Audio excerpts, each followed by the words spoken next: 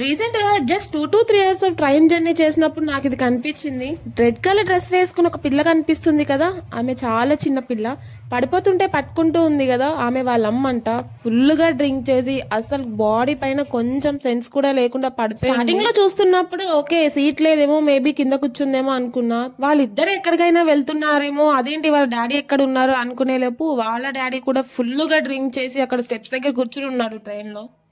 వాళ్ళు ఎలానో డ్రింక్ చేశారు, కానీ చిన్నపిల్ల ఏం చేసింది, కనీసం కొంచెం కూడా బుద్ధి లేకుండా చిన్న పిల్లని వచ్చినట్టు తాగేసి ఇలా ట్రైన్ లో తిరుగుతున్నారు. అసలు ఆ పిల్ల ఏడుస్తానే ఉంది, అమ్మాలే అమ్మాలే అని ఎంత లేపుతుంది చూడండి.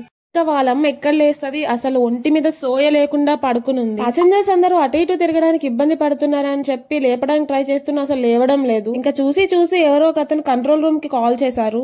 వాళ్ళు వెళ్లాల్సింది మచిలీపట్నం అంట. పార్వతీపురం దగ్గర ఎక్కినప్పటి నుంచి ఆమె తాగి అలా పడిపోయిందని చెప్తున్నారు వేరే వాళ్ళు. ఇంకా సింహాచలం స్టాప్ లో ఒక కానిస్టేబుల్ వచ్చి చెక్ చేశారు.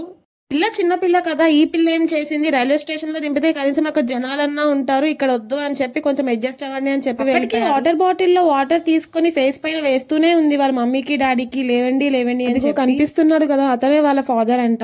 వాడు కూడా కనీసం మినిమం ఫాదర్ రెస్పాన్సిబిలిటీ లేకుండా ఆడపిల్ల ఉందని కూడా ఆలోచించకుండా ఇలా తాగేసి పడిపోయాడు. ఆ పిల్ల ఇంకా కూర్చుని ఏడుస్తానే ఉంది. నేను దగ్గరికి వెళ్ళి తిన్నావా అంటే తినలేదు అన్నది. ఇంకా నేను తెచ్చుకున్న స్నాక్స్ ఇచ్చేసాను. వైజాగ్ రైల్వే స్టేషన్ వచ్చింది. ఇంకొక 3 కానిస్టేబుల్స్ వచ్చి వాళ్ళని బయటనైతే తీసుకెళ్లిపోయారు. మినిమం రెస్పాన్సిబిలిటీ లేకుండా పిల్లల్ని కనేసాము అంటే నెక్స్ట్ 2 hours కూడా నాకు మైండ్ లో మొత్తం అదే రన్ అయింది. నాకైతే దవడకెళ్ళి 2 పీకాలు అనిపించింది వాళ్ళ పేరెంట్స్ ని. That's it for video and follow for more.